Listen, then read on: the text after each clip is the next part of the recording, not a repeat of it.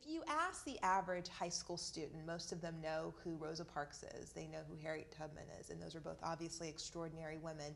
But I would say that Dr. Height is one of those incredibly, immensely influential figures of the civil rights movement that not enough students know enough about or to know her name. And that's one of the reasons I was so touched that Google paid tribute to her, because I think there are a lot of students who will. Can you talk a little bit about who some of the other women that you both feel are the unsung heroes that we should all know and we should all leave here and go home and Google? Well, I think Dr.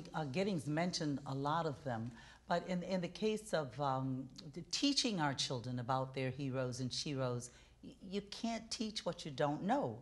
And I remember when we were attending predominantly black schools, black history was really big in those schools.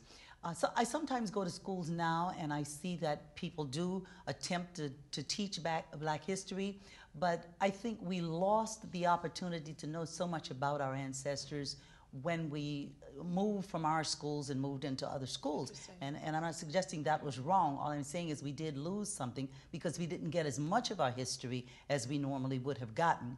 But there are many women whose names will probably never be known because women were marginalized even in the civil rights movement. We're just beginning to read about some of them. Dr. Giddings mentioned a lot of them, like Fannie Lou Hamer. I mean, Fannie Lou was a very strong woman, did many things.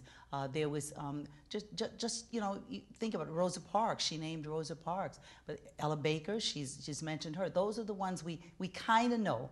But then there are many others who did many things. Diane Nash is probably one of the most unsung sheroes that we have. This was a young woman, very young. I know the others were young at one time, but Diane was just in her early 20s when she was directing the Freedom Rides and when she had to deal with a bus being burned down and finding more people and inspiring them to go down south to ride those buses. So I praise Diane Nash all the time. And of course, there were the Ladner sisters, whose names we Joyce. don't often hear. Yes, Yes, Dory and Joyce.